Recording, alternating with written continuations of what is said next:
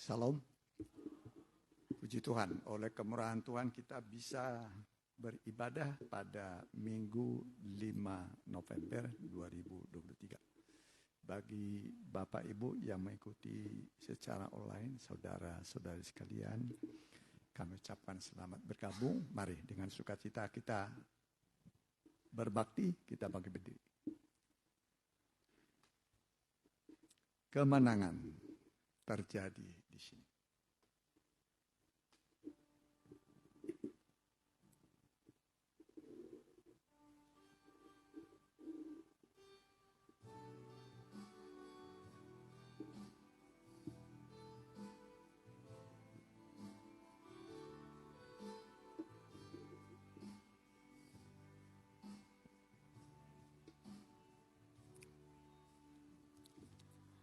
Ku menyembah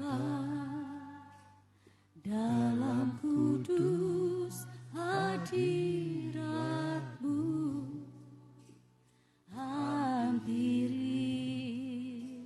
tata kasih karunia-Mu Bapa.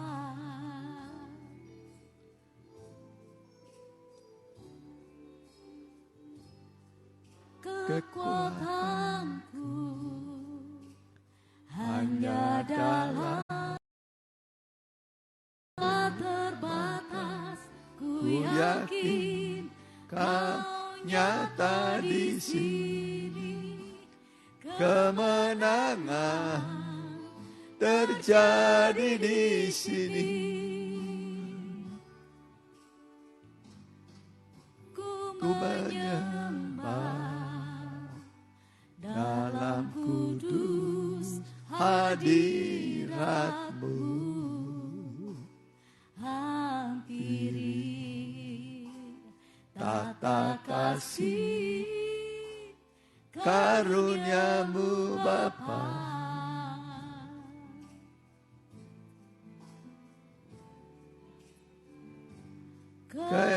Kekuatanku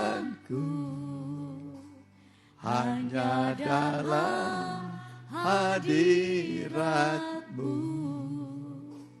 Yesusku, hanya Kaulah segalanya.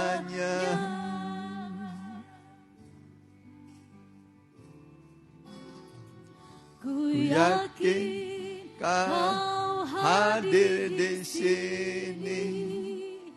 Ku rasakan kuasa yang tak terbatas. Ku yakin Kau nyata di sini. Kemenangan terjadi di sini. Ku yakin Kau hadir di sini. Ku rasakan kuasa yang tak terbatas. Ku yakin Kau nyata di sini. Kemenangan terjadi di kemenangan. Kemenangan terjadi di kemenangan. Kemenangan terjadi di sini. Kita tundukkan kepala. Kami menundukkan diri kami kepada Tuhan Yesus, Kepala Gereja, Juru Selamat, mempelai pria surga kami, Tabib yang ajaib, juga Juru Mudi kami untuk mencapai pelabuhan surgawi kota Yerusalem baru. Tuntunlah kami semua Tuhan, jangan sampai terhilang dan tersesat dan berjalan bukan menurut maunya kami. Karena kemau daging adalah maut, tapi kami mau menurut kehendak Tuhan. Kemauan roh itulah kehidupan yang kekal. Biarlah kami semua yang sudah hadir ini Kami bersuka cita di dalam Tuhan. Dan yang masih bergegas tibakanlah dengan selamat. Tidak ada yang kurang apa-apa. Biarlah tahbiskan ibadah kami ini. Kami kuduskan dalam nama Bapa, Anak, dan Roh Kudus. Kami siap memuji Tuhan. Segala kuasa kegelapan kami tengking dalam satu nama, di dalam nama Tuhan. Kami perintahkan Engkau semua dari ruang, dari pikiran kami, dari angan-angan kami. Biarlah kemuliaan Allah yang sanggup mengatasi segala sesuatu, segala pergumulan kami, memenuhi kami semua. Dalam nama Tuhan Yesus Kristus. Haleluya. Amin. Silakan. Berkat anak cucu.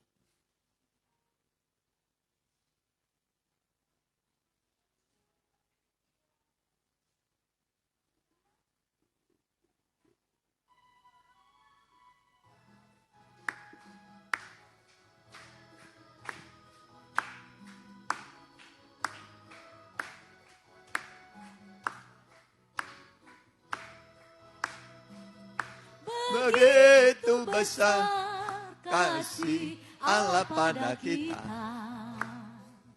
Diberkatilah anak cucu kita di mana-mana. Tuhan mengubah miskin dan menjadikan kaya. Dia merendahkan dan meninggikan juga. Berbahagialah orang yang percaya.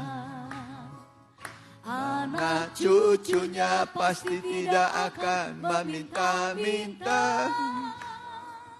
Karena Allah menggenapi firman-Nya. Tiada yang mustahil bagi orang percaya. Begitu besar kasih Allah pada kita. Diberkatilah anak cucu kita di mana-mana. Tuhan mengubah miskin dan menjadikan kaya.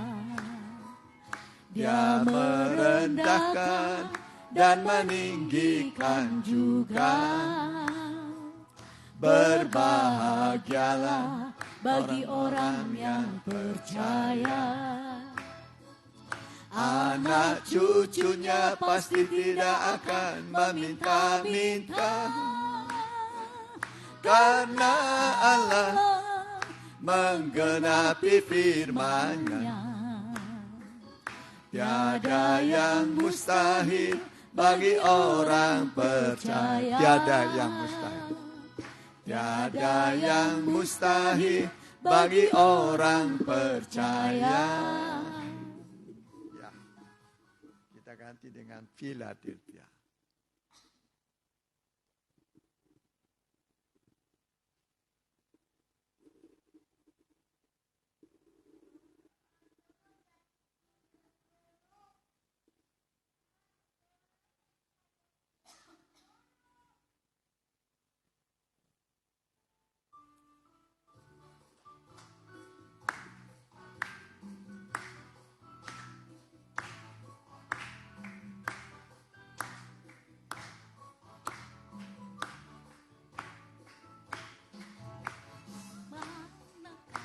Dapat mengasihi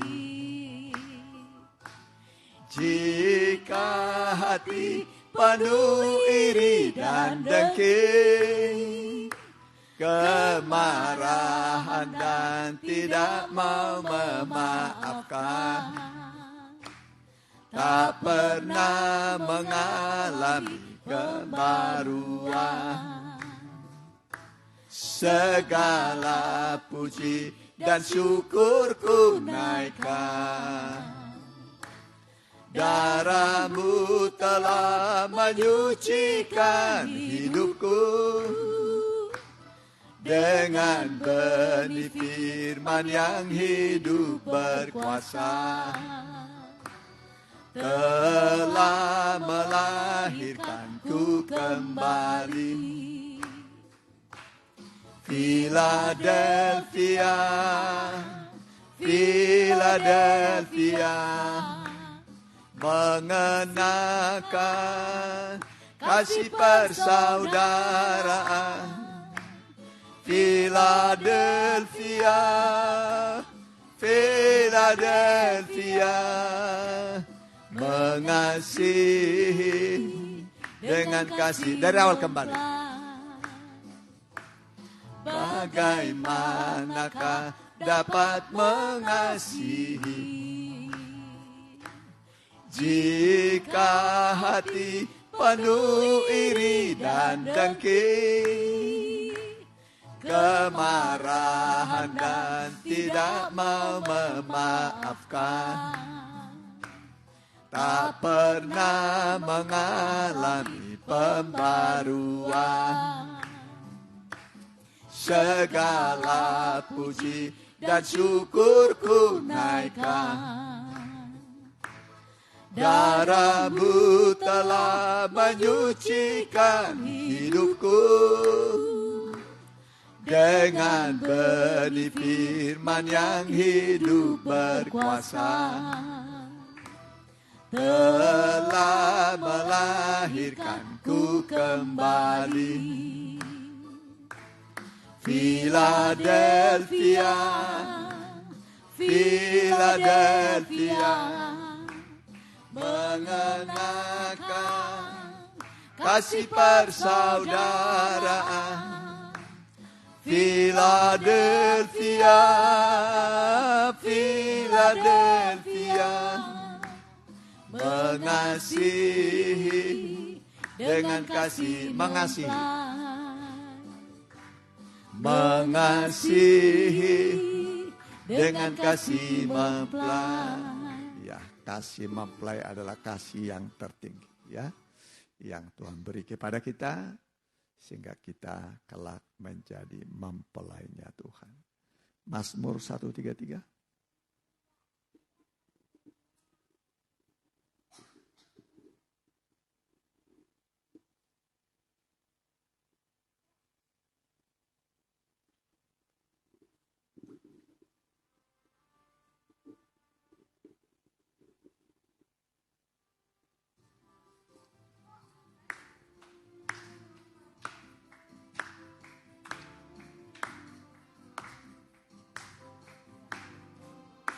Sungguh alangkah baiknya, sungguh alangkah indahnya bila saudara semua hidup rukun bersama. Seperti sungguh alangkah Alangkah baiknya, sungguh alangkah indahnya bila saudara semua hidup rukun bersama. Seperti minyak di kepala Harun yang kejanggut dan jubahnya turun, seperti embun di bukit Hermon mengalir ke bukit Sion. Sebab kesanalah Allah memerintah agar berkat-berkatnya tercurah serta memberikan anugerah untuk selama-lamanya. Minyak di kepala Harun yang kejanggut dan jubahnya turun, seperti embun di bukit Hermon mengalir ke bukit Sion. Sebab kesanalah Allah memerintah agar berkat-berkatnya tercurah serta memberikan anugerah untuk selama-lamanya. Ya. Mari kita pakai berdiri, kita mendengarkan firman Tuhan. Semakin mulia Dia mengubah.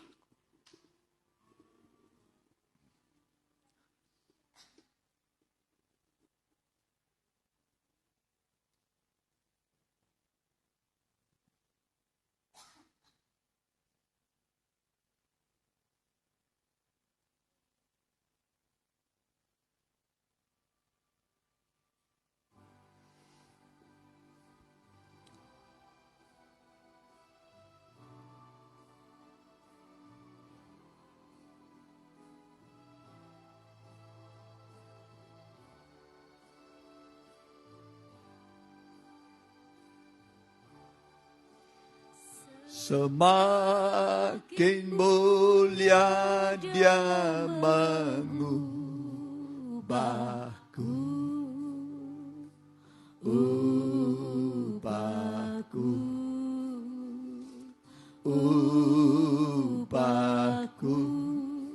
menjadi serupa dengan wujudnya, memancarkan kasih-Nya.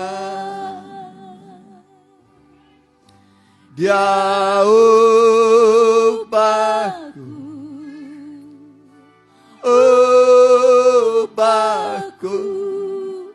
dari nafsani jadi rohani, menjadi serupa dengan wujudnya, memancarkan kasih. Dia ubahku, Dia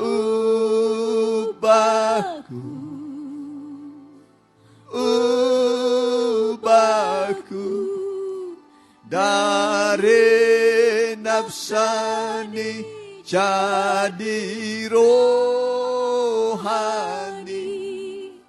menjadi serupa dengan wujudnya, memancarkan kasih,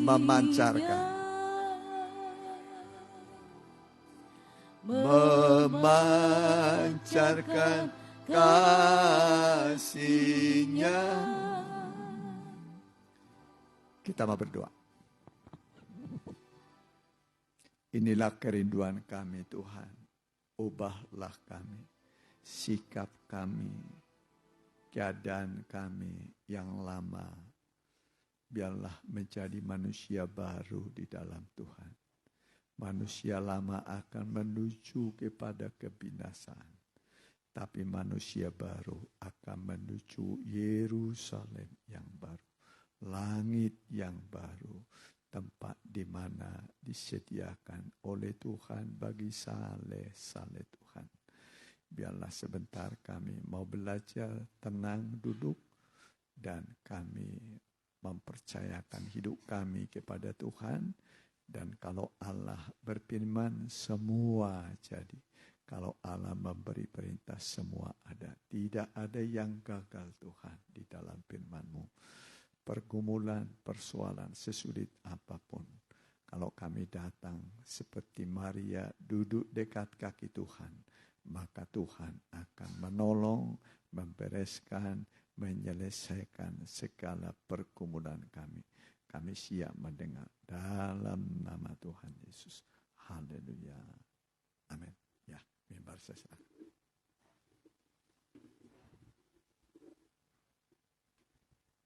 Ya, salam bahagia dan salam sejahtera bagi kita yang dikasihi oleh Tuhan. Selamat mendengarkan firman Tuhan. Kita akan kembali buka Alkitab kita dalam Mazmur yang ke-20.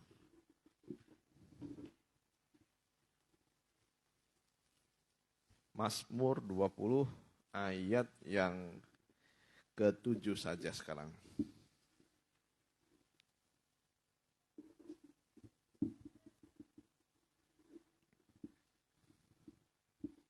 Mazmur 20 ayat yang ke-7. Kita baca bersama-sama. Mazmur 20 ayat yang ke-7.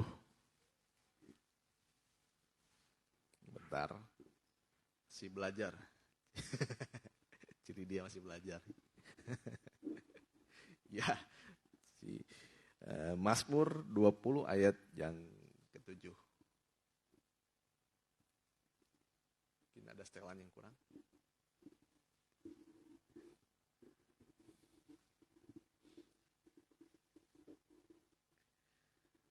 Ya, Mazmur 20 ayat 7 ya. Kalau belum bisa, udah ya. Ya, Mazmur 20 ayat yang, kalau di sini ayat yang ke-6 berarti. Kalau di Alkitab di ayat yang ke-7. Nah, sekarang aku tahu yang ayat yang ke-6-nya kalau di isi worship.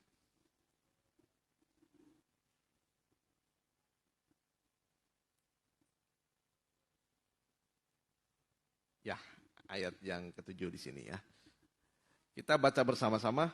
Sekarang aku tahu bahwa Tuhan memberi kemenangan kepada orang yang diurapinya dan menjawabnya dari sorganya yang kudus dengan kemenangan yang gilang gemilang oleh tangan kanannya. Ya, kita lihat di sini bahwa kemenangan daripada Tuhan itu gilang gemilang ini artinya kekal ya, kekal. Dan kemenangannya ini bukan setengah-setengah, tetapi memang kemenangan ini akan diberikan kepada kita secara penuh. Terutama kita sebagai sidang jemaatnya atau mempelai perempuan ya yang dikasihi oleh Tuhan. Kita sidang jemaat yang dikasihi oleh Tuhan. Kita kembali akan melihat bagaimana kemenangan ini diberikan kepada Raja Daud. Dan kita lihat bagaimana kemenangan itu bisa didapatkan oleh Raja Daud. Karena Daud ini adalah raja yang berkemenangan.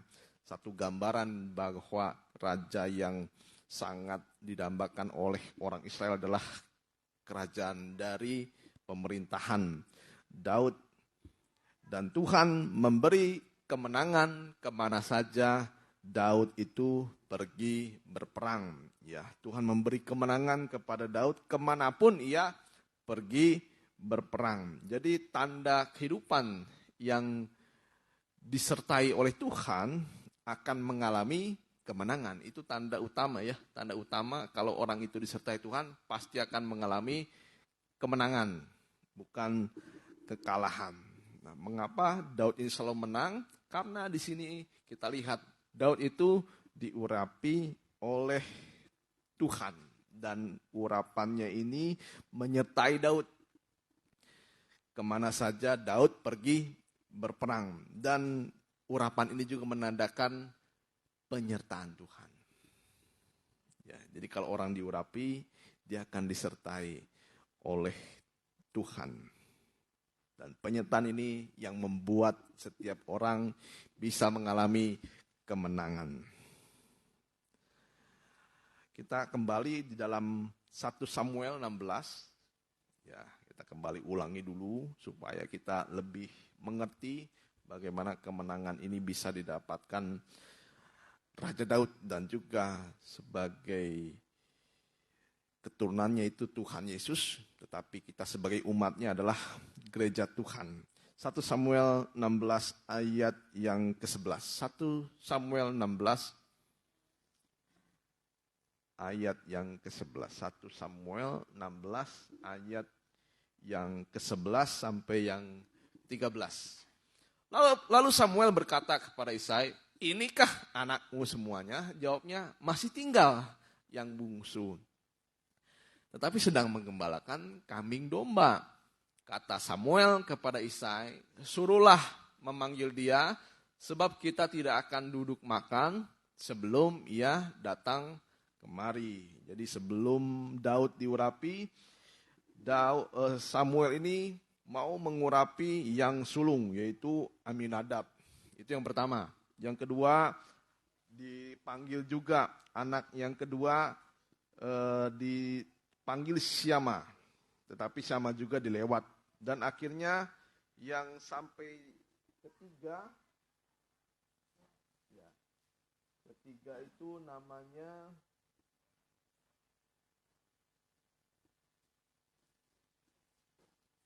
boleh kita lihat dulu di ayat yang ke-8. Eliab yang pertama, maaf ya. Yang pertama Eliab, yang kedua Aminadab, yang ketiga Syama. Itu semua tiga-tiganya ini tentara. Ya, kalau Daud ini berarti 4 ya. Anak bungsu ya, dari 7 ya. Dari 7. Berarti ada 4 lagi yang belum berperang. Ya, kalau disebut orang itu Daud ini ya kira-kira ya 12 tahun paling rendah, 15 tahun lah yang paling tinggi. Ya, kita kisaran Kisaran segitulah Daud umurnya ketika diurapi menjadi raja. Ayat 11. Lalu Samuel berkata kepada Isai, "Inikah anakmu semuanya?" Jawabnya, "Masih tinggal yang bungsu tetapi sedang mengembalakan kambing domba." Kata Samuel kepada Isai, "Suruhlah memanggil dia, sebab kita tidak akan duduk makan sebelum ia datang kemari." Kemudian disuruhnyalah menjemput dia. Ia kemerah-merahan, ya, matanya indah dan parasnya elok. Lalu Tuhan berfirman, "Bangkitlah, urapilah dia, sebab inilah dia." Ya, kalau kita gambarkan, kalau misalnya orang di Padang itu biasanya kulitnya kebakar ya. Tapi kita lihat di sini memang hasil dari penggembalaan ini bukan membuat kulit dari Daud ini rusak, hancur dan lain sebagainya, tapi membuat kehidupan Daud ini kemerah-merahan. Artinya di sini masih ya dalam keadaan yang elok ya, matanya indah dan parasnya elok. Ya, kalau kita lihat anak bayi panas-panasan, pipinya merah. Ya, jadi bagaimana menariknya kalau misalnya kita lihat Daud ini di mana dia menggembalakan kambing domba, tapi tidak membuat kulit atau perawakannya menjadi buruk, tetapi semakin elok rupanya. Nah, kita akan lihat bagaimana Daud ini akhirnya diurapi. Ayat selanjutnya. Lalu Samuel mengambil tabung tanduk yang berisi minyak itu dan mengurapi Daud di tengah-tengah saudaranya. Sejak hari itu dan seterusnya kita lihat berkuasalah roh Tuhan atas Daud. Nah, jadi kalau kita lihat di sini, kalau ada roh Tuhan itu akan berkuasa. Artinya di sini berkuasa menjadi kepala, ya, menjadi kepala di tengah-tengah kehidupan Daud. Karena yang menguasai tubuh ini bukan tangan, bukan kaki, tetapi kepala. Ya, berkuasalah roh Tuhan atas Daud, lalu berangkatlah Samuel menuju Rama. Semenjak daripada itu, Daud mengalami kemenangan demi kemenangan. Ya, walaupun Daud ini tidak dipandang oleh keluarganya, tidak dipilih, tetapi Tuhan itu melihat hati manusia. Jadi Tuhan itu memilih seseorang yang berkenan di hadapan Tuhan, bukan dari apa yang dilihat oleh manusia. Ya, tapi apa yang dilihat oleh Tuhan, yaitu dalam hati. Jadi kita akan lihat sekarang bagaimana kita harus menjaga urapan yang ada dalam diri kita. Kita lihat kembali dari mana Daud ini mendapat urapan. Kita belajar bahwa Daud ini dia selalu berada di dalam penggembalaan. Ya, berada di dalam penggembalaan. Dia tekun, bahkan dikatakan dia biasa. Biasa ini bukan hanya rutinitas saja, tetapi memang Daud sudah tekuni baik-baik penggembalaan ini. Dari semenjak masa kecilnya, Daud tetap di penggembalaan. Kita belajar ya. Jadi kita kalau punya anak itu, memang harus kita didik itu dengan nasihat firman Tuhan. Yang paling sederhananya adalah memberikan kepada mereka waktu ya di sekolah minggu. Ya, karena di sekolah minggu itu anak-anak diajar firman Tuhan. Jangan sampai anak sekolah minggu dibiarkan ya sesuka hatinya mereka. Kalau mereka ditanya anak sekolah minggu ya mau main atau sekolah minggu. Ya kebanyakan mau main ya. Tapi ya saya lihat juga anak saya nih. Ya walaupun masih kecil ya, tapi ada ada kalanya dia sangat rindu ya apa yang kita mungkin anggap anak kecil tidak mengerti apa-apa, tapi dari kerinduan kecilnya ya dia mau sekolah minggu. Bahkan setiap ibadah ibadah, dia ikuti semua ibadah. Ibadah doa umum. Walaupun mungkin dia belum mengerti apapun, ya mungkin sedikit saja, tapi dia, saya lihat ya, dari semenjak kecilnya ketika dibina, ketika tekun, ya, dia merindukan sampai sesaat nanti ibadah itu adalah pilihan masing-masing setiap orang. Ya, jadi anak-anak memang kadang-kali didorong, tetapi nanti suatu saat akan menjadi pilihan.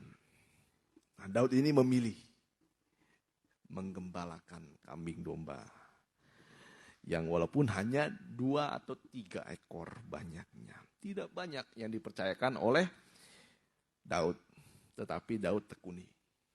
Ya, gembala di sini juga saya lihat waktu zamannya baru-baru tahun 96. Domba itu, ya istrinya sendiri dombanya. Cuma 1 ekor. Itu pun kalau misalnya ke belakang, tidak ada lagi yang mendengar. Ya ditekuni saja. Ya, puji Tuhan bagaimana ketekunan ini akan nanti berbuah. Karena buah itu hasil dari ketekunan. Jangan kita harapkan berbuah, menang, tetapi tidak mau tekun. Ya, nah Daud ini tekun dalam penggembalaan. Sejak masa kecilnya dia tekuni. Ya, karena dalam penggembalaan dia nanti belajar bagaimana dia akan menggembalakan umat Israel. Dan di dalam penggembalaan juga dia belajar menjadi domba. Ya, biasanya seperti itu. Kalau misalnya orang mau menjadi tuan, dia belajar dulu menjadi hamba. Baru menjadi tuan. Begitu ya. Daud juga dia belajar dulu bagaimana menjadi seperti domba. Oh, domba ini seperti apa karakternya? Dia belajar. Nah, begitu juga dalam kehidupan kita, urapan itu ada di tengah-tengah penggembalaan. Imamat 21 ayat 12. Imamat 21 ayat 12. Janganlah ia keluar dari tempat kudus, supaya jangan dilanggarnya kekudusan tempat kudus Allah. Karena minyak urapan Allahnya yang mendadakan ia telah dikhususkan ada di atas kepalanya. Akulah Tuhan. Ya, ini memang berbicara tentang tahbisan dari imam-imam. Ya, imam-imam, dan kita pun juga nanti kalau di kerajaan sorga itu harus, ya kalau di kerajaan sorga itu terdiri dari imam-imam dan raja-raja. Pelayan yang berkemenangan. Itu ya, artinya raja itu artinya menang. Imam-imam adalah pelayan. Pelayan adalah orang yang tahu kehendak tuannya.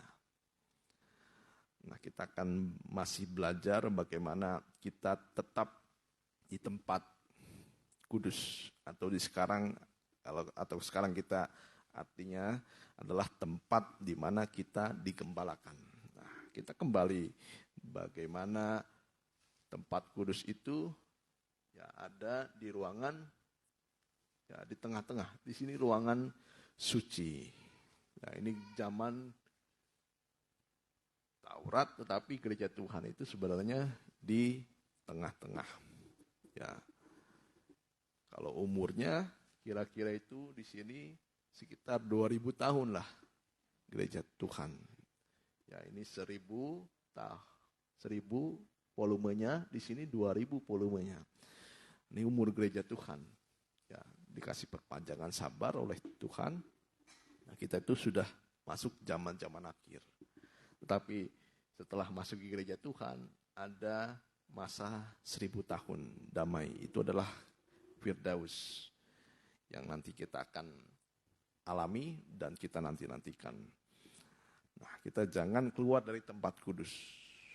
Nah, kita akan belajar bukti dan tanda bahwa ada urapan di dalam diri seseorang.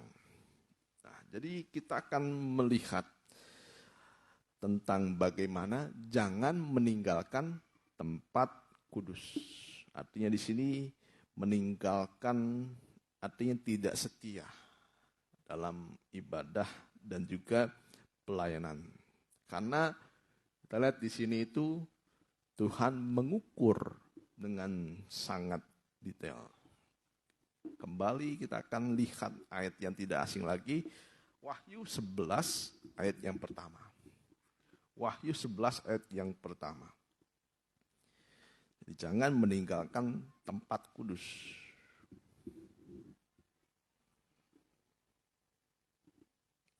Ya.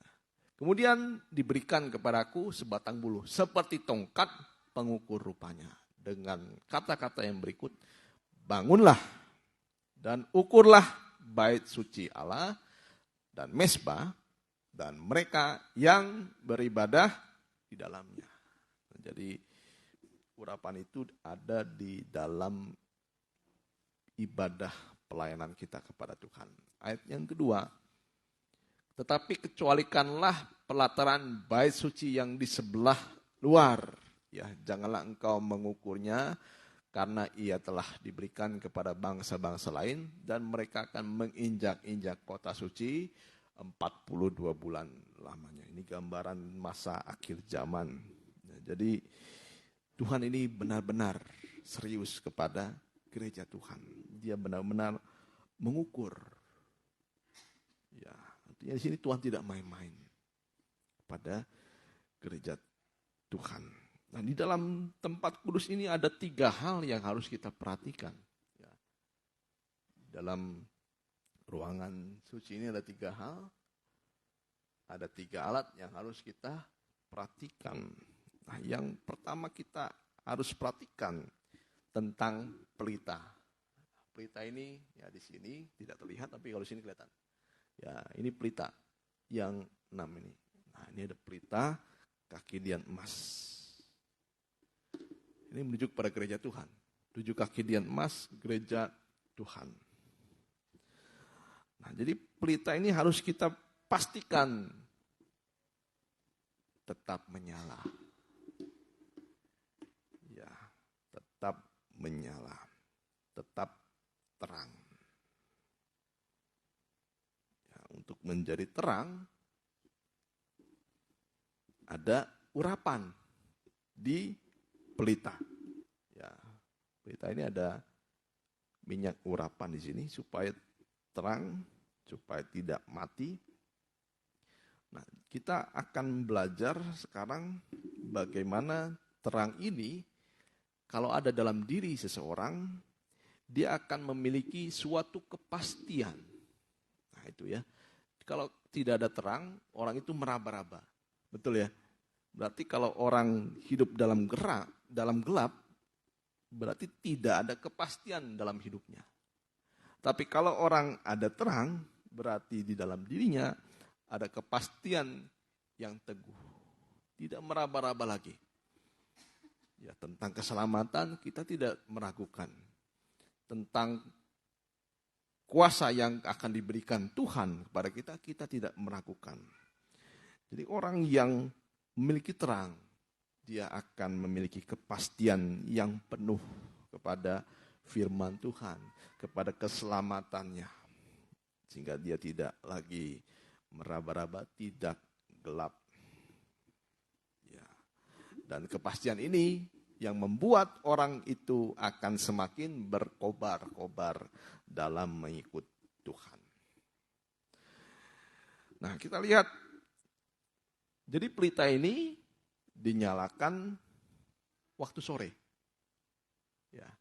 Tetapi pelita ini juga akan dipadamkan waktu pagi hari. Jadi ada 2 hal yang harus kita perhatikan mengenai pelita ini. Dia akan dinyalakan pada waktu sore hari. Tetapi pada pagi hari dia harus dimatikan. Ya, jadi ketika mau malam harus menyala pelita ini. Tetapi ketika pagi hari ada saatnya pelita itu dipadamkan. Nah, di sini artinya buat kita. Jadi pelita itu gambaran juga dari kehidupan. Ya. Jadi suatu saat Tuhan yang akan mematikan pelita itu. Ya. Jadi umur seseorang itu masing-masing berbeda. Tetapi suatu saat pelita itu akan dimatikan di sini. Yang mematikannya itu imam besar. Ya, bukan kita sendiri. Nah, artinya buat kita, ya suatu saat pelita kehidupan kita, ya, pelita kehidupan kita suatu saat akan ada umurnya. Ya, kita tidak tahu sampai kapan. Yang paling tua ini Oma Ance ya. Ya, 80 lebih, puji Tuhan. Yang paling muda ya anak-anak kecil. Ya, kita tidak tahu sampai kapan, tetapi yang jelas pelita itu yang boleh memadamkan hanya imam besar. Tidak boleh dipadamkan oleh manusia. Nah, jadi pelita itu gambaran kehidupan, umur manusia. Tetapi juga pelita itu adalah gambaran dari roh yang ada dalam diri kita. Jadi kita harus memperhatikan 3 hal yang bisa memadamkan pelita. Jadi jangan kita padamkan pelita kita. Jangan kita yang meniup pelita kita. Ya. Bagaimana pelita itu bisa padam kalau pelita itu di luar? Kalau pelita itu di luar, ketika pelita ini di luar, dia akan ditiup sendiri oleh angin yang keras, mati. Tapi kalau pelita ini selama di dalam, dia tidak akan pernah mati. Ya, begitulah ya. Jadi bagaimana caranya orang bisa memadamkan pelita? Yang pertama, ya. Jadi pelita kita itu bisa padam. Yang pertama, Efesus 4 ayat 30 sampai 32. Efesus 4 ayat 30 sampai yang ke-32. Nah, pelita ini bisa padam atau mulai redup. Ya. Efesus 4 ayat 30 sampai 32. Dan janganlah kamu mendukakan Roh Kudus Allah yang telah memeteraikan engkau menjelang hari penyelamatan. Teruskan ayat 31. Segala kepahitan, kegeraman, kemarahan, pertikaian, dan fitnah hendaklah dibuang di antara kamu. Demikian pula segala kejahatan, ayat 32. Tetapi hendaklah kamu ramah seorang terhadap yang lain, penuh kasih mesra dan saling mengampuni sebagaimana Allah di dalam Kristus telah mengampuni kamu. Nah, apa yang membuat pelita itu bisa padam? Ya, yang pertama, kalau kita mendukakan roh. Ya, jadi Roh Kudus dalam diri kita bisa bersedih, bisa berduka. Ya. Sehingga pelita itu akan mulai redup. Ya, itu kalau kita mendukakan Roh Kudus. Ya. Bagaimana orang bisa mendukakan Roh Kudus? Kembali di ayat yang ke-31, yaitu kalau kita menyimpan segala kepahitan. Nah, ini pertama, kepahitan hidup.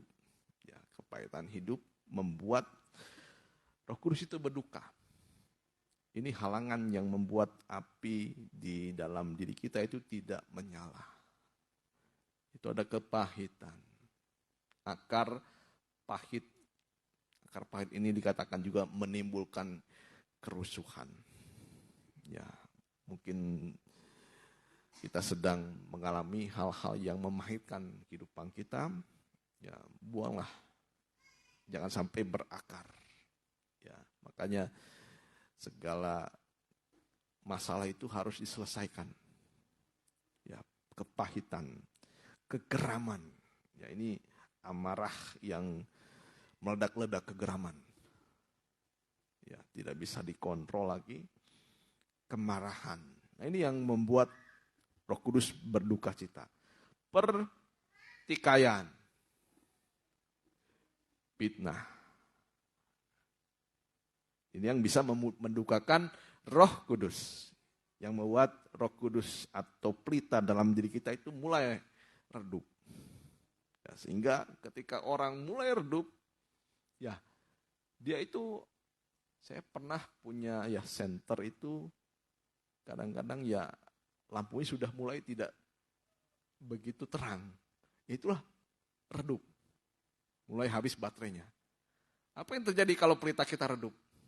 Ya, kita tidak yakin, tidak bisa melihat dengan jelas.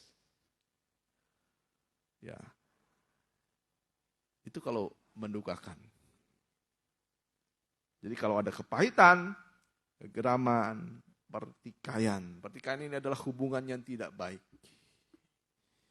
Ya, nanti suatu saat yang lebih berbahaya adalah kebencian.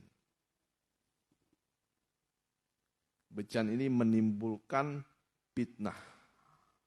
Ya, nanti kebencian itu mulai tidak beralasan, ada dendam, iri hati dan lain-lainnya. Nah, ini harus disucikan. Disucikan, dan kita kalau menyucikannya di ayat yang ke-32, nah ini yang harus kita lakukan supaya pelita itu tetap menyala. Tetapi hendaklah, kita baca bersama-sama, tetapi hendaklah kamu marah atau ramah nih? Ramah. Seorang terhadap yang lain. Penuh kasih mesra dan saling mengampuni. Sebagaimana Allah di dalam Kristus telah mengampuni kamu. Makanya tadi ada lagu Philadelphia. Ya. Bagaimanakah dapat mengasihi jika hati penuh iri dan dengki, kemarahan dan tidak mau memaafkan, tak pernah mengalami pembaruan. Nah, jadi pembaruan itu dimulai dari hati yang baik, tanpa ada kepahitan, kegeraman, kemarahan, pertikaian, fitnah. Itu harus dikatakan di sini dibuang.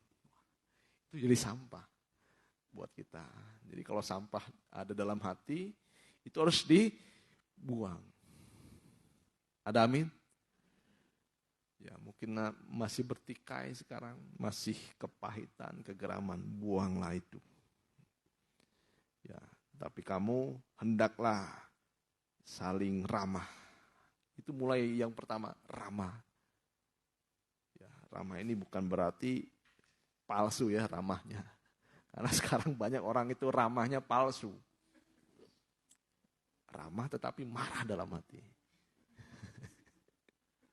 Ya, jadi keramahan ini sudah menjadi ketulusan. Ya, memang sudah dibuang. Makanya buang dulu baru ramah. Buanglah dahulu segala ya kepahitan dan lain sebagainya. Hendaklah kamu ramah dan penuh kasih mesra. Makanya kasih yang paling harus kita berikan kepada sesama itu Philadelphia. Ya. Kasih sama saudara. Itu Philadelphia. Yang paling tinggi itu agape. Kasih yang ditandai dengan pengorbanan. Itu yang pertama. Jangan kamu mendukakan Roh Kudus. Nah sekarang yang kedua. Apa yang bisa membuat roh dalam diri kita padam? Yang kedua. 1 Tesalonika 5 ayat yang ke-19.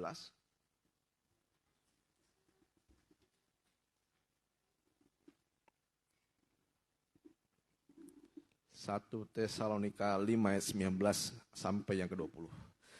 Janganlah padamkan roh. Ayat 20. Dan janganlah anggap rendah nubuat. Nah, jadi yang kedua yang bisa memadamkan roh adalah di sini dikatakan jangan padamkan roh. Ya, bagaimana cara orang memadamkan roh? Di sini dikatakan di ayat yang ke-20. Disejajarkan dengan janganlah anggap rendah nubuat. Nah, nubuat yang paling tinggi sekarang adalah pembukaan rahasia firman Tuhan. Ya, ketika firman Tuhan dijelaskan ayat dengan ayat. Dibukakan ayat dengan ayat yang lain, itu nubuatan yang pasti terjadi. Nah, jadi jangan memandang rendah firman Tuhan. Ini yang bisa memadamkan roh. Jangan anggap enteng jadikan firman Tuhan. Ya, yang bisa membuat pelita itu padam. Yang pertama tadi apa? Mendukakan roh. Yang kedua, memadamkan roh dengan cara memandang rendah firman Tuhan. Ya, kadang-kali sekarang kalau kita mendengar firman Tuhan, kita bertanya, apa benar firman Tuhan ini? Mulai meragukan firman Tuhan. Nah, jadi memadamkan roh juga bisa disebut meragukan firman Tuhan, menganggap rendah. Dan yang ketiga, Matius 12 ayat 31. Ya, Matius 12 ayat 31 sampai 32. Yang ketiga adalah menghujat Roh Kudus.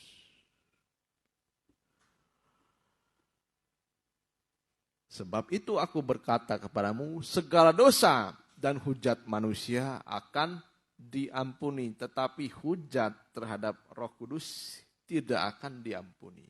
Teruskan ayat yang ke-32. 32. Apabila seorang mengucapkan sesuatu menentang manusia, ia akan diampuni. Tetapi jika ia menentang Roh Kudus, ia tidak akan diampuni. Di dunia ini tidak, dan di dunia yang akan datang pun tidak. Ya, jadi menghujat Roh Kudus. Apa sih menghujat Roh Kudus? Ya, banyak orang menerangkan, tapi kita akan lihat saja satu poin yang harus kita perhatikan. Jadi menghujat Roh Kudus itu artinya menentang pekerjaan dari Roh Kudus. Pekerjaan Roh Kudus hujan awal itu adalah menginsafkan manusia akan dosa-dosanya. Ini pekerjaan penyelamatan. Ya. Kita bisa insaf akan dosa dan menyesali dosa dan mengakui dosa jika ada Roh Kudus dalam diri kita. Nah, tapi kalau orang tidak mau mengaku dosa, ya sementara Roh Kudus itu sudah menunjukkan dosa-dosanya kepada kita, berarti kita itu menghujat Roh Kudus. Ya makanya tidak diampuni. Karena pekerjaan Roh Kudus adalah mengingatkan kita tentang dosa. Bagaimana kita mau diampuni, tapi dosa pun kita tidak mau mengakui. Nah itu ya poin yang harus kita perhatikan, bagaimana Roh Kudus itu mengisapkan kita. Nah, kalau pekerjaan Roh Kudus kita hujat, ya berarti tidak ada lagi pengampunan. Berarti kita sudah sengaja berbuat dosa. Nah, itu yang pertama tentang pelita. Jadi tentang pelita kita harus perhatikan semuanya. Urapan ini akan semakin ada dalam diri kita dan menyala-nyala apinya kalau kita tidak memadamkan roh dan kita tidak keluar dari tempat kudus. Nah yang kedua adalah tentang meja roti sajian. Jadi yang kita perhatikan di meja ini adalah rotinya tetap ada. Ya, jadi kalau roti ini dia akan diganti setiap hari Sabat. Diganti yang baru diganti yang baru setiap hari Sabat. Roti. Nah, di sini roti ini menunjuk kepada kehidupan kita juga. Itu yang pertama. Roti ini harus selalu baru. Ya, makanya kita waktu minggu kemarin ya, kita menyanyikan penuhilah hatiku dengan roh-Mu ya Tuhan. penuhilah hidupku dengan nyanyian baru. Nah, jadi nyanyian baru artinya di sini bukan setiap hari kita menyanyikan nyanyian baru. Di sini artinya adalah kita selalu mengalami pembaharuan hidup. Ya, ada amin. Pembaharuan hidup. Walaupun nyanyian lama, banyak orang ketika dibaharui nyanyian lama itu seperti baru.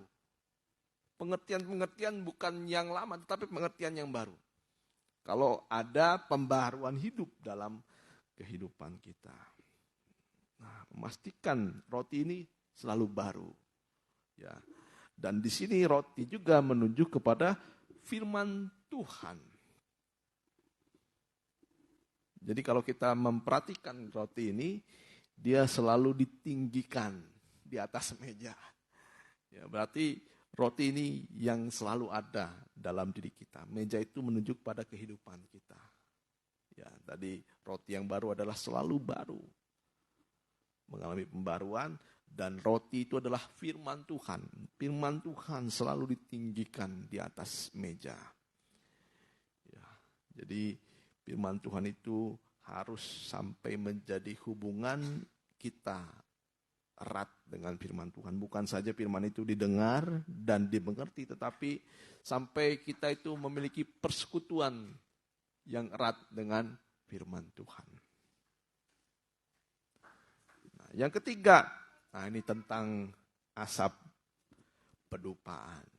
Ya, jadi memastikan asap dupa selalu ada. Jadi asap dupa ini berbeda dengan pelita. Kalau pelita ini dia menyala cukup di waktu yang gelap. Ya, di hari-hari gelap, waktu senja dinyalakan, waktu pagi dimatikan. Tapi kalau ukupan dupa ini, dia selalu menyala-nyala. Selalu di sini asapnya itu tidak pernah padam. Ya, tidak pernah putus. Nah, jadi asap dupa ini menunjuk juga kepada penyembahan. Jadi penyembahan ini ternyata bukan 1 jam, 2 jam. Tetapi 24 jam.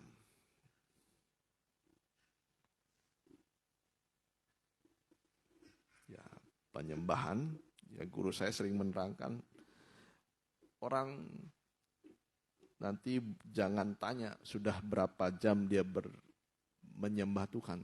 Tapi menyembah Tuhan itu bisa diukur dari kehidupannya sehari-hari. Ya, 24 jam dalam sehari.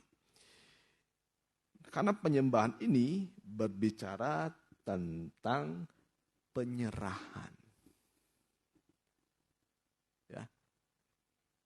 Jadi setiap hari, setiap saat ada penyerahan diri kepada Tuhan. Nah, jadi Harun dan Harun ya, atau imam besar ini, dia harus membakar wangi-wangian ini setiap pagi apabila dia membersihkan lampu atau mematikan lampu, tapi dia juga membersihkan dan dia mengganti ukupan ini pada pagi hari. Jadi pagi hari pelita ini dimatikan, dibersihkan, tetapi juga ukupan dibaharui. Setelah hari sore mulai ini dinyalakan, dan juga ketika dinyalakan dibaharui juga ukupan. Nah, ini penyembahan memang bentuk dari penyerahan sepenuh kita kepada Tuhan. Jadi sepanjang hari ada wangi-wangian.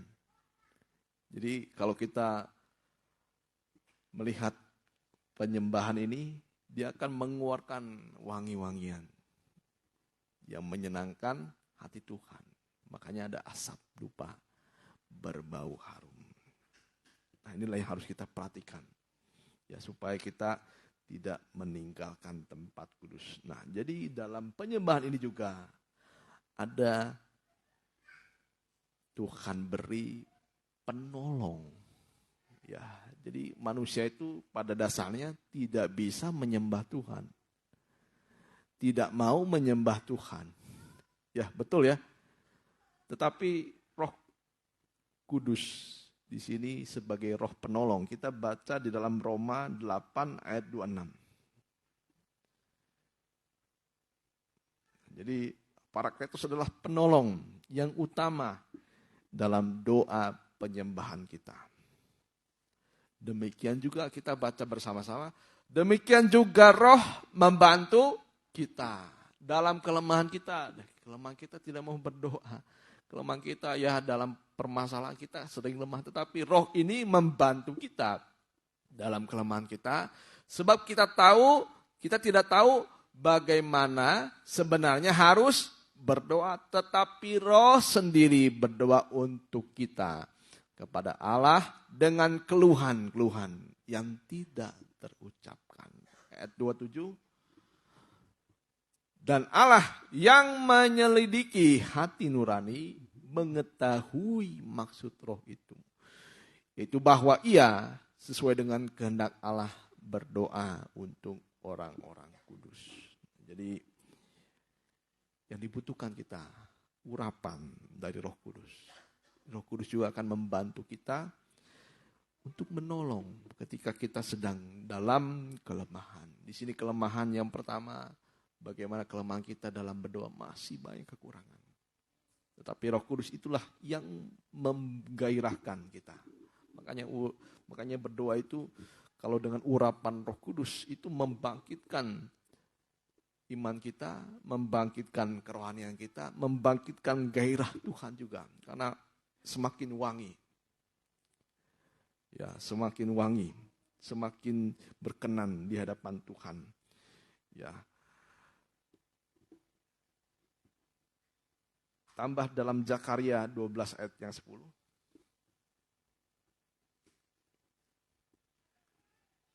Ya, roh itu membantu kita. Dan roh itu sendiri berdoa untuk kita kepada Allah dengan keluhan-keluhan yang tidak terucapkan. Dan Allah menyelidiki hati nurani mengetahui maksud roh itu. Kita baca di Zakaria 12 ayat 10. Aku akan mencurahkan roh pengasihan dan roh permohonan atas keluarga Daud dan atas penduduk Yerusalem. Dan mereka akan memandang kepada dia yang telah mereka tikam dan akan meratapi dia seperti orang-orang meratapi anak tunggal dan akan menangisi dia dengan pedih seperti orang menangisi anak sulung. Nah, kita lihat saja Tuhan akan mencurahkan roh pengasihan dan roh permohonan. Nah, kita memang banyak kekurangan dalam penyembahan. Ya, penyembahan karena penyembahan adalah penyerahan diri. Penyerahan itu bisa dimampukan kalau ada roh penolong, roh pengasihan yang memberikan kepada kita kekuatan. Ya, mungkin sekarang kita banyak mengalami keluhan-keluhan. Banyak kita mengalami ya aniaya mungkin. Banyak kita mengalami hal-hal yang membuat kita lemah sekali. Kita butuh Roh Kudus. Ya, Roh Kudus ini juga memberikan kepada kita seperti ukupan. Dia selalu membaharui setiap saat. Dan penyembahan ini 24 jam kepada Tuhan. Ya, bukannya artinya kita setiap saat haleluya, haleluya ya. Tapi dalam diri kita, dalam hati ada ucapan syukur. Ya, dalam hati ada ucapan syukur. Dan penyembahan itu juga berbicara kita mengagungkan Tuhan. Ya, dalam hal apapun kita mengagungkan Tuhan. Berterima kasih kepada Tuhan. Mengucap syukur kepada Tuhan. Dan memuliakan nama Tuhan. Ya, ada amin. Kita akan nyanyikan penuhilah hatiku dengan roh-Mu ya Tuhan. Penuhilah hatiku dengan roh-Mu ya Tuhan. Saya undang Bapak Gembala untuk ke depan.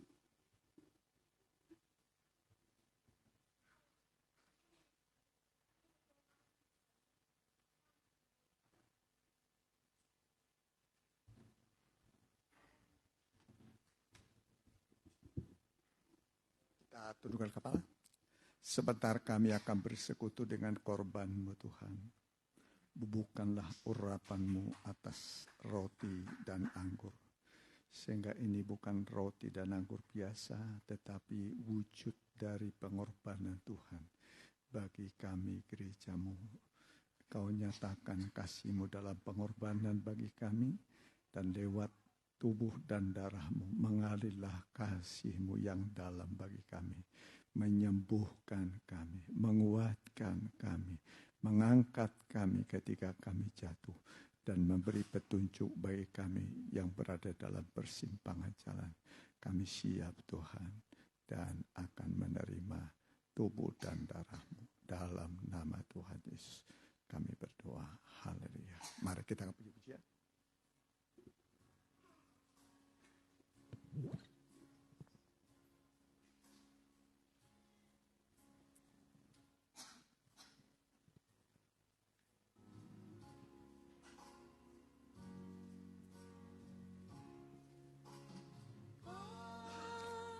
Penuhilah hatiku dengan Roh-Mu ya Tuhan.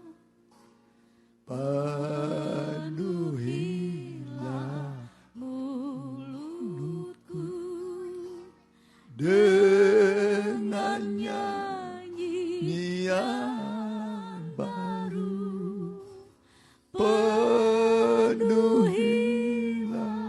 jiwaku dengan damai surgawi. Penuhilah hatiku dengan Roh Kudus. Glory bagi Yesus, glory bagi Yesus. Penuhilah hatiku dengan Roh Kudus.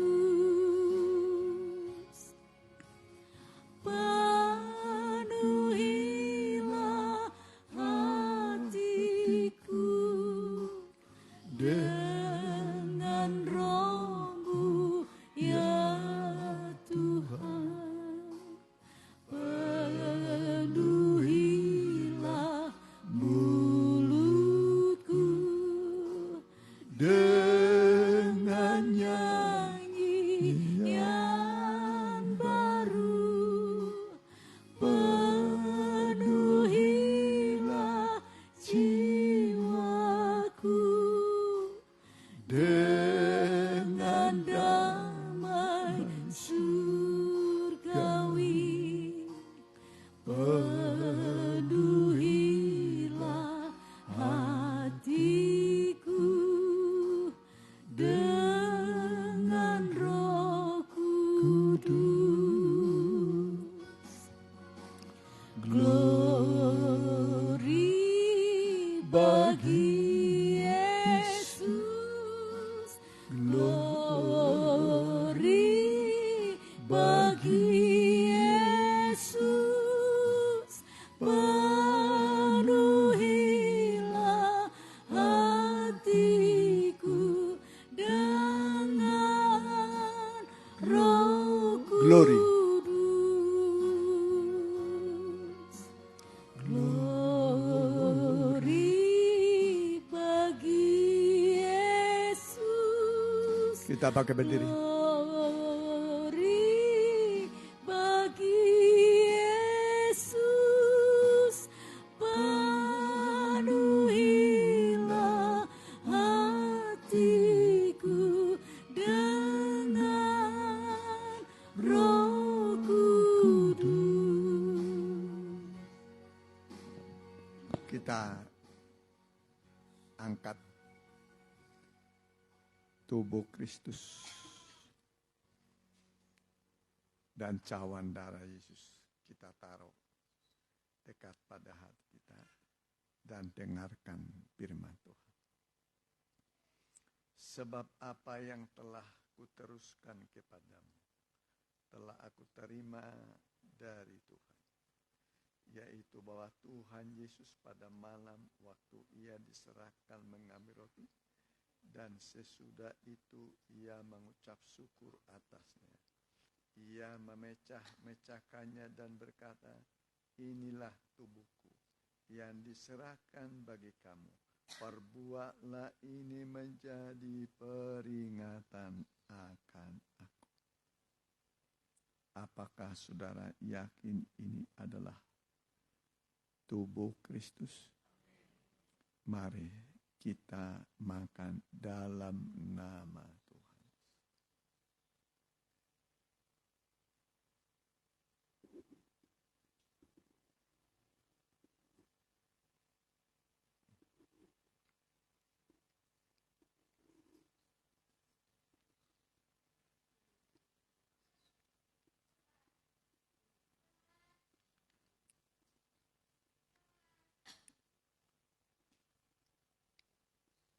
Kita angkat cawan darah Yesus. Demikian juga ia mengambil cawan sesudah makan lalu berkata, cawan ini adalah perjanjian baru yang dimeteraikan oleh darahku.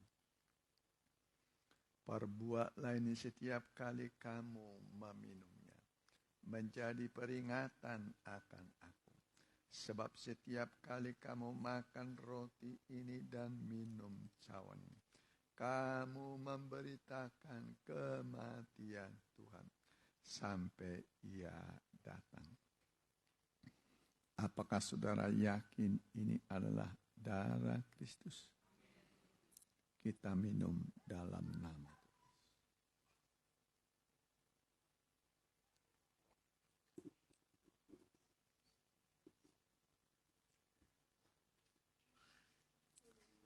Kita menyembah Tuhan sejenak.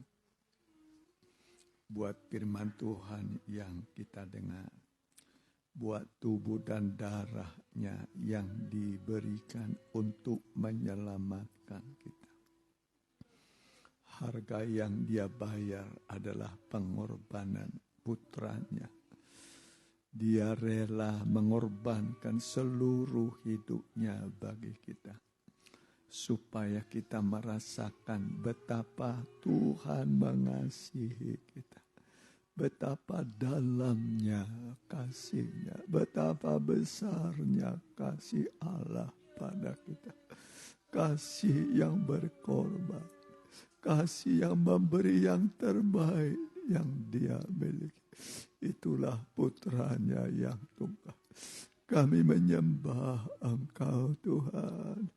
Kami bersyukur buat pengorbanan-Mu, buat tubuh dan darah-Mu Tuhan, yang dipecah-pecahkan, dihancurkan Tuhan, demi kami orang-orang berdosa, dan korban itu telah menyelamatkan kami dengan sempurna, mengampuni dosa-dosa kami, memulihkan jiwa kami yang hancur, dan semua keadaan kami yang sudah tidak menentu. Tuhan pulihkan kami semua Tuhan. Terima kasih Bapa. Terima kasih. Biarlah setiap anak-anak-Mu mengalami pemulihan dari Tuhan. Dipulihkan kesehatannya. Dipulihkan rohaninya. Dipulihkan pekerjaan usahanya. Semua masa depan kami dipulihkan oleh Tuhan. Sebab tahun-tahunnya adalah tahun-tahun pemulihan segala sesuatu. Terima kasih Tuhan. Terima kasih Bapa. Terpujilah nama-Mu kekal sampai selama-lamanya. Haleluya. Amin. Mari kita angkat puji-pujian, kita ajarkan sekali persembahan. Roh Kudus tercurah.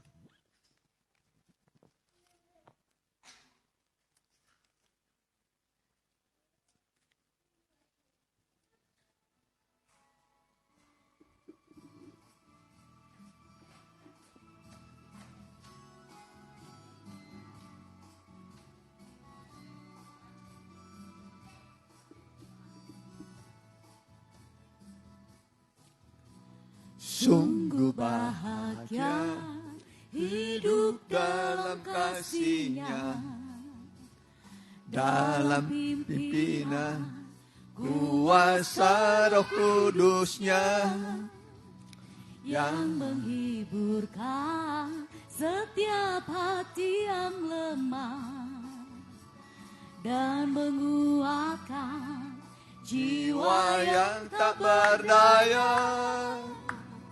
Kuasa Roh-Nya sungguh luar biasa bagi kita yang percaya.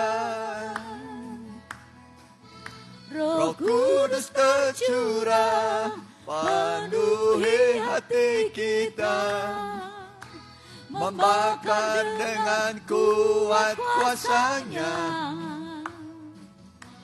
Roh Kudus tercurah, mujizat dinyatakan. Roh Kudus, oh Roh mempelakor. Roh Kudus tercurah, penuhi hati kita, membakar dengan kuat kuasa-Nya. Roh Kudus tercurah, mujizat dinyatakan. Roh Kudus, oh Roh mempelai. Ya. Terima kasih buat kehadiran Bapak, Ibu, saudara-saudara sekalian, dan juga yang mengikuti secara online untuk memberkati kita sekalian. Ya, jadi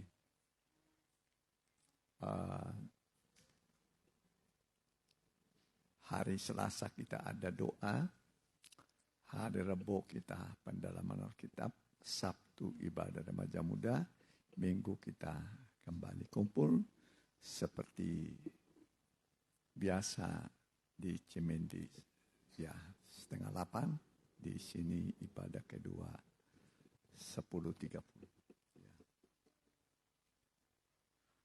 Ya, ini adalah persembahan laporan keuangan. Ya.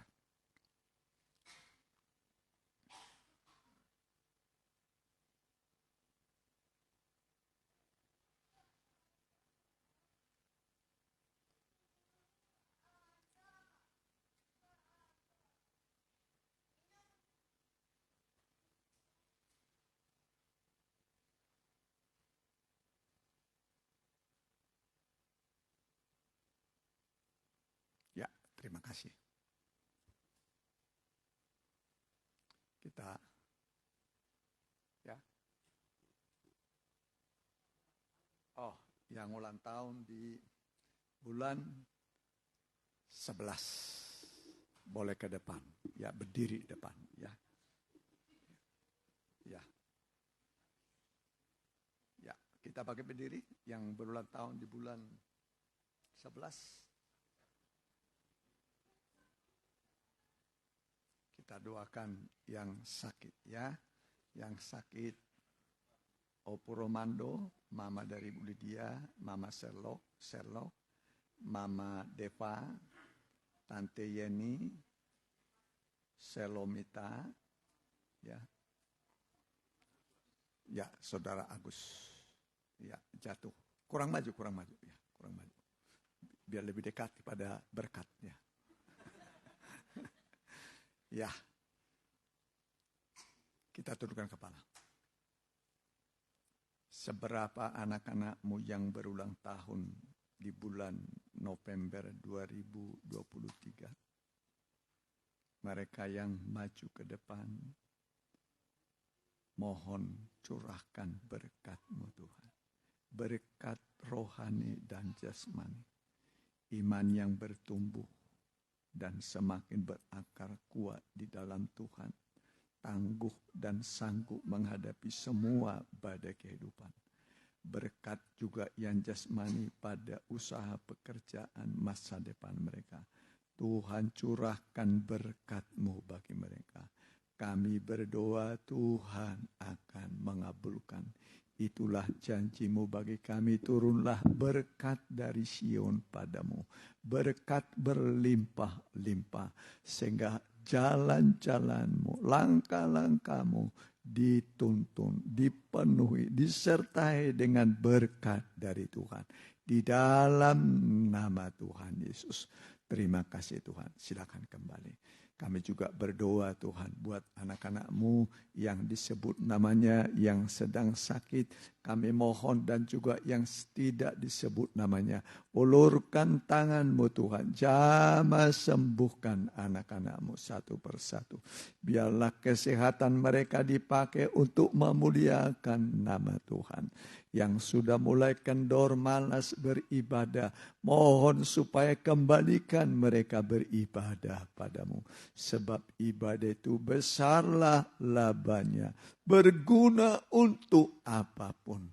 Untuk hidup kami sekarang ini, sangat kami diberkati, berguna dalam hal apapun ibadah kami.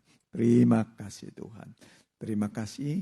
Dan juga kalau anak-anak-Mu pulang, tibakanlah dengan selamat, tidak ada yang kurang apa-apa. Ajarlah kami menjadi saksi-Mu, menjadi garam dunia dengan perkataan dan perbuatan kami. Pemerintahan yang ada sekarang juga Tuhan berkati. Dari tingkat tertinggi, Bapak Presiden, seluruh menteri, dan juga seluruh gubernur, seluruh kepala daerah tingkat 2. Juga wali kota, muspika, kepala desa, lurah, tingkat RW RT. Mereka adalah hamba-hamba Tuhan untuk kebaikan bangsa ini. Terima kasih Tuhan. Kami berdoa, Tuhan mendengar dan Tuhan akan menjawab doa kami masing-masing. Dan di dalam nama Bapa, Anak dan Roh Kudus, Tuhan Yesus Kristus menyinari engkau dan menuntun engkau sampai selama-lamanya. Haleluya. Amin.